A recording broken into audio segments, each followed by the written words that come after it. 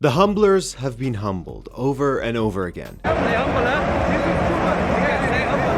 Since Erling Haaland said those words following their draw with Arsenal, it's like an immediate Uno reverse card was played, the strength of which wasn't felt right away, but slowly crept into City's performances.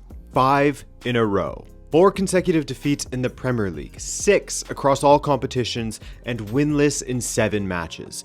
Manchester City's failing streak will come to an end. I mean, it has to, right? And I wouldn't be surprised if it was in the next match or 2. But that doesn't take away from the fact that this side that has struck fear into teams for ages under a manager that has terrorized the top leagues for over a decade suddenly looks like a shell of themselves. A team that you would see fighting for top 7 rather than the top honors in all competitions. But the reason why you can continue to believe that Manchester City will turn this around is because of the players at the club who are serial winners, and the man at the helm whose legacy is unquestionable.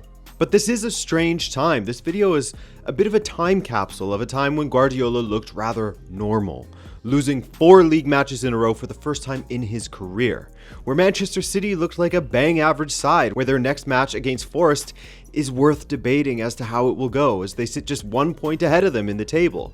Who thought that we'd be speaking about that this season?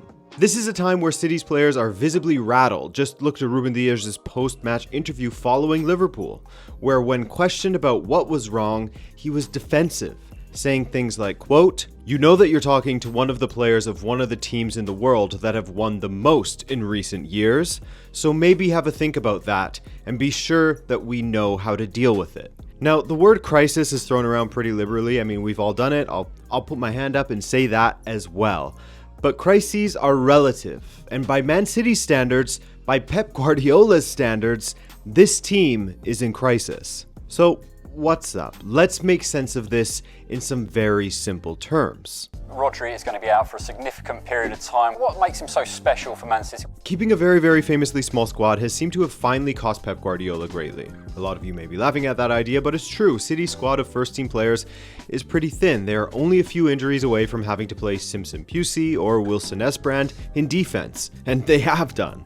When you get to the midfield, their squad gets even smaller, as Guardiola likes players that can play in multiple positions, right? But one player who was out for the entirety of November is often overlooked as one of City's most important pieces to the Guardiola puzzle, Ruben Dias. Ruben Dias started so incredibly well at Manchester City that good performances became the norm or the expectation of him, and he got awards for it. That's a sign that you're doing things right? Where he was previously just a solid defender for City, he has grown into a center back that is not only comfortable on the ball, but his range of passing is quite good as well. That affects City's build-up play a ton. Another major loss, John Stones, a guy who has struggled with injuries throughout his career, has been in and out of City's matchday squads this season, having played less than 700 minutes total this season across just 11 appearances. Stones is an even bigger loss in some respects due to the fact that he can also fill in as a midfielder. Remember how integral he was to their Champions League win in 2023, playing in the midfield by Rodri, but also in the back line and roving forward in that inner right channel on the pitch. I mean, more on the midfield in a second, predictably. That's where a lot of the issues are.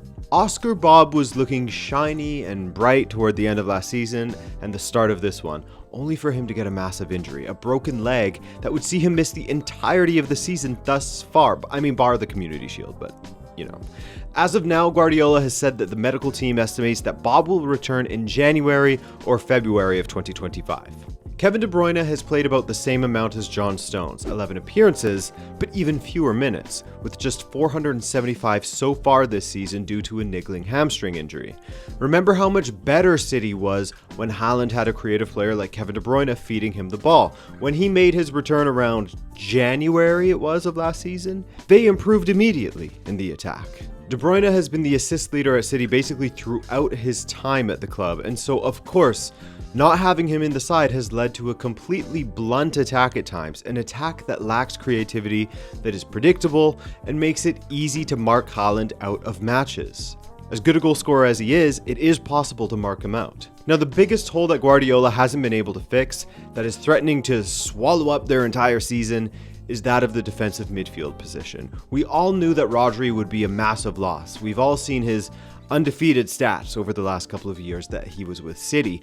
We saw him win the Ballon d'Or recently, recognition for just how good he is, how important he is to any side he plays in, City or Spain, it doesn't matter, he is the key component.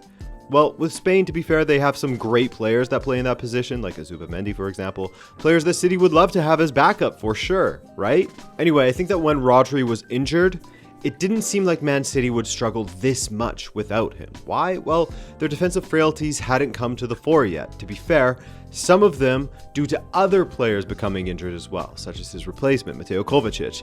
Not at all a like-for-like replacement, as I see Kovacic as more of an 8 than a 6, but City's vulnerability to counter-attacking was surprising, considering they have one of the best coaches of all time leading the squad.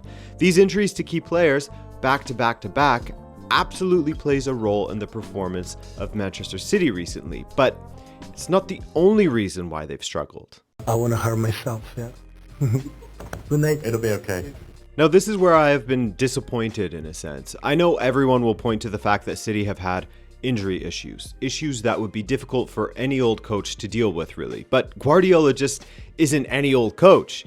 He's one of the best there ever was. And similarly to how big name players, big name generational players are expected to perform in times of difficulty or in the most important matches for their club, you can absolutely expect the same of a coach like Guardiola. When Rodri was injured, I expected they would try a couple of players in this position while maintaining the same system, and they did that mostly. Gundogan played some matches a little deeper. Kovacic played some matches there before his injury.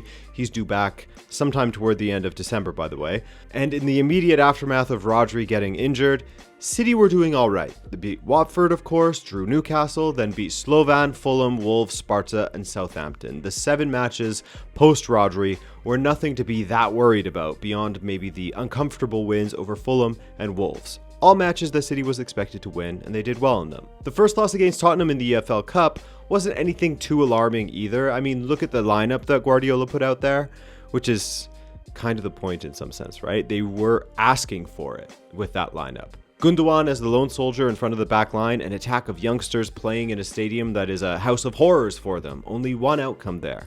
But then losing became a habit. Against Bournemouth, he played a similar setup with Kovacic as the lone defensive midfielder and a centre-back pairing of Ake and Akanji, given Diaz was injured. They lost 2-1 as Haaland had 4 players who enjoy playing centrally behind him in the attack. Then the Sporting match, where City's misfiring caught up to them, but also they looked so incredibly vulnerable to Sporting's counter-attacking style of play that it at times felt like Sporting could score at will. Another match, this time against Brighton, and another change to the back line. Then another change yet again against Tottenham to that back line, losing 4-0 at home. Against Feyenoord, we saw the rock bottom. No, it wasn't a loss, but it was a draw that felt like 2 losses. You know what I mean? Losing outright in a normal way would be very disappointing, especially to do so at home against a Feyenoord team that is very good, but City should always be beating. However, to have a 3-0 lead at home, only to blow it and end up drawing, is even more disappointing in my eyes. You had the match in your hands, but you were so weak mentally that once a single goal went in, you completely lost the plot. And this has been the most disappointing part with Guardiola this season. He has been unable thus far to get City up to task mentally, and his own frustrations have shown. When your leader is scratching into his own scalp, scratching his own nose out of frustration and anguish, looking like someone who had drunkenly stumbled through a rose bush, doesn't exactly cut a motivating figure. When the whole squad needs picking up and your coach is looking like that and doing things like that, that's not very motivating. On top of that, the defense is suffering to the point where Guardiola has seemingly all but given up on having a defensive-minded midfielder.